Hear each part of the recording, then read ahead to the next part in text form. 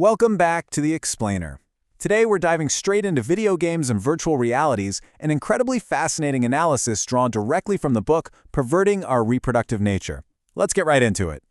Now, if you remember from our earlier discussions, the book explored how modern shifts severed some really foundational human connections, right? Like how birth control separated sex from consequence and pornography separated sex from relationship.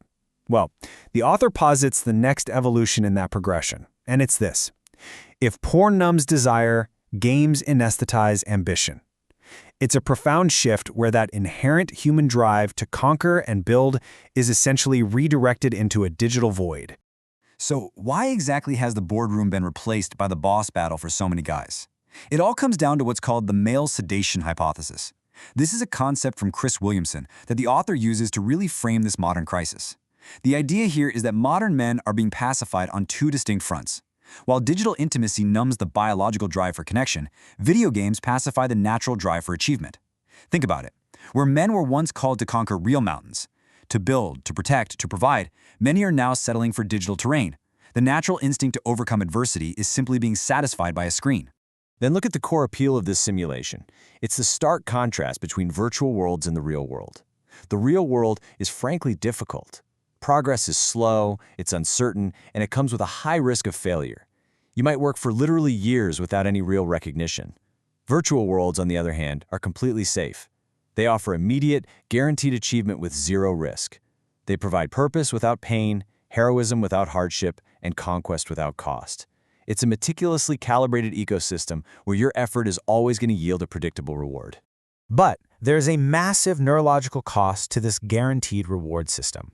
The author draws on research from Dr. Anna Lemke to explain the actual mechanics of this sedation. She says frequent exposure to artificially high dopamine surges can induce a dopamine deficit state. Video games are literally engineered to hijack the brain's reward system. They deliver these carefully calibrated dopamine loops through flashing lights, leveling up, and color-coded metrics. Over time, this constant artificial stimulation puts you in a deficit. If you've ever wondered why studying, working, or building real relationships feels incredibly boring and pointless after a massive gaming binge, well, this is exactly why. These dopamine loops fuel what the author terms the great perversion. Basically, by bypassing the fundamental call to grow and mature, effort is completely replaced with entertainment. Genuine challenge is substituted with the mere illusion of control, and ultimately, reality itself is traded for a digital reward. The author argues that in this process, something deeply human is lost. Instead of confronting the necessary friction that causes genuine human growth, players are just handed a hollow simulation of victory. To really grasp the sheer scale of this phenomenon, we have to look at the numbers. The text cites Pew Research showing that 97% of teen boys and 83% of young men aged 18 to 29 report playing video games. But here's the really striking part. Over 40% of this demographic identify as daily gamers. So we're not just talking about a niche hobby anymore. For a massive portion of the population, this is a primary daily activity and an absolute core component of their lifestyle. And this builds to a truly staggering statistic from a 2022 Common Sense Media study. Teens now average 8.5 hours of screen time per day. And crucially, that doesn't even include time spent on schoolwork. For young adults, the numbers stretch even further, with heavy users often exceeding 20 to 30 hours a week just gaming. As the text points out, that is essentially a part-time job, just without the paycheck, dedicated entirely to virtual escapism. The societal impact of this massive time sink is profound. The author points to sociologists Philip Zimbardo and Nikita Coulomb, who labeled this trend the demise of guys. They argue that virtual worlds are safe while real life is not. Boys are retreating from the real world because it's risky and unforgiving, but without confronting those real-life challenges, they fail to grow into men. The text notes that young men are increasingly failing basic educational benchmarks and withdrawing from the workforce, getting pulled instead into these compulsive digital escapes. According to the book, this retreat into the digital realm isn't just happening in a vacuum. Drawing on Warren Farrell's work, the author identifies fatherlessness as a key driver here. Without strong male role models to guide, initiate, and challenge them in reality, boys turn to video games to construct their identity. They find a shadow substitute in gaming, a place where they can feel brave, skilled, and victorious. But it's what the author calls masculinity by proxy. It's simulated heroism without the need for virtue, cost, or a real-world covenant. Now this raises a genuinely powerful cultural question. When a guy logs 6 hours a day pretending to be a warrior or a leader, we have to ask, why does he not feel permitted to be heroic in his real life? The text suggests that culture has increasingly told men that their traditional strengths are either toxic or just unnecessary. Feeling invisible, mocked, or replaceable in reality, they take their inherent drive and pour it into a simulation that actively rewards them for being powerful. This creates a severe disconnect in how status is pursued. The text argues that from an evolutionary and sociological standpoint, women tend to seek out real-world status, traits tied to competence, confidence, and contribution. Meanwhile, men are pouring immense dedication and perseverance into digital metrics. We're talking top-tier ranks, rare armor sets, and kill-death ratios. But these virtual accolades don't earn a paycheck, they don't build a home, and they certainly don't lead a family. It's intense effort spent on empty things.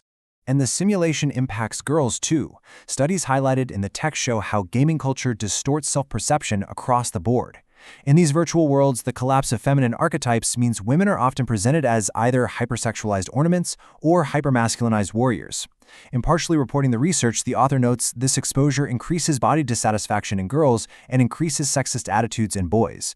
It basically teaches boys to view women as either docile or dominant, causing both sexes to lose touch with the natural complementarity required for real, functioning relationships.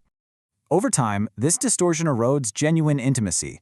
Multiplayer environments might create an illusion of community, but these interactions are often highly transactional and completely disposable. The text calls this treating others as avatars of utility. It's a transactional view of relationships where people are treated either as opponents to be crushed or avatars to be consumed. There's no time for nuance or depth. You're either useful to the team's stats or you get muted and replaced. This hollows out the user's view of humanity, replacing the patience required for real relationships with a shallow, stats-driven mindset. Ultimately, the author clarifies a really important point. Video games themselves are not the root cause of this societal fracture. Rather, they are the cocoon. They provide a refuge from the pain of becoming an adult in a culture that feels hostile or indifferent. They trap men in a lie that feels like purpose, allowing them to play husband or hero for hours while they postpone or entirely abandon actual marriage, fatherhood, and real-world careers.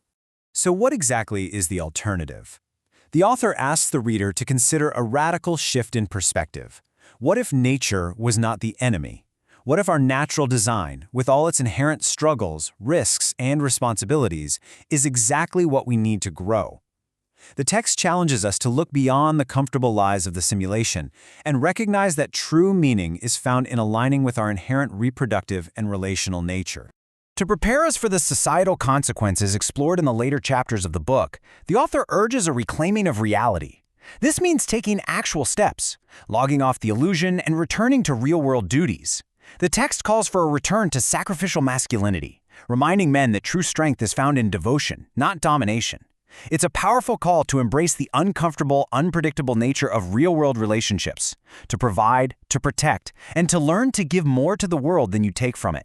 Because at the end of the day, as the author powerfully concludes, no avatar will hold your child and no leaderboard will build your legacy. The question you really have to ask yourself is, are you ready to unplug from the simulation and start building a real one? To explore more of these foundational ideas and support the author, be sure to visit the interactive companion site at perverting-ourreproductivenature.com.